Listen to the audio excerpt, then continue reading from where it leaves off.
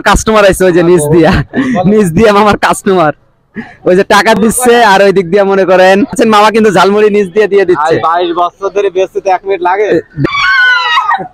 আসসালামু আলাইকুম এভরিওয়ান, কি অবস্থা সবার, কেমন আছেন সবাই? আশা করি সবাই অনেক অনেক বেশি ভালো আছেন। তো গাইস এখন কিন্তু বর্তমানে আছি মহিলা স্কুলের সামনে। তো মহিলা স্কুলের সামনে একজন ফেমাস ঝালমুড়িওয়ালা মামা আছে, যেই মামা কিনা দীর্ঘ 22 বছর ধরে মহিলা স্কুলের সামনে ঝালমুড়ি বিক্রয় করে আসছে। তো মামা আসসালামু আলাইকুম। ওয়ালাইকুম আসসালাম ওয়া রাহমাতুল্লাহি ওয়া বারাকাতুহু। মামা ভালো আছেন? আলহামদুলিল্লাহ। মহিলা স্কুলের সামনে আপনি কয় বছর ধরে ঝালমুড়ি বিক্রি করে আসছেন? 22-23 বছর ধরে হচ্ছে স্যার। 22-23 বছর?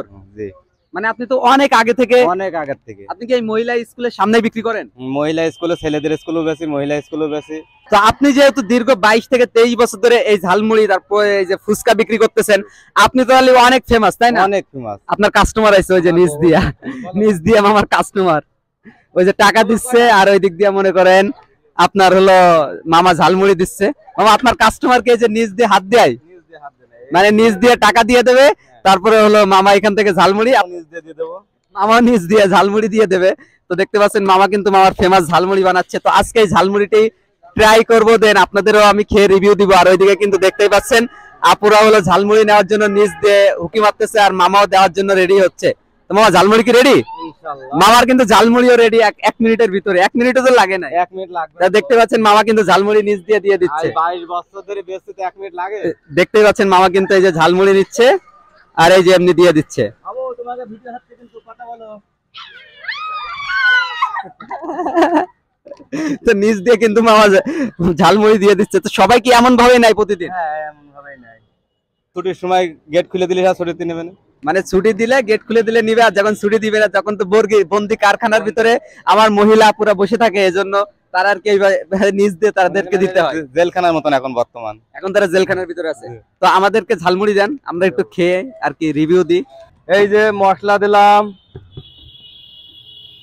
তেলের মশলা, এই যে ঝাল, পেঁয়াজ, শসা, এই যে ভাজা চানাচুর, এই যে ডাউল, এই যে লবণ, এই যে মাখানো শুরু করলাম।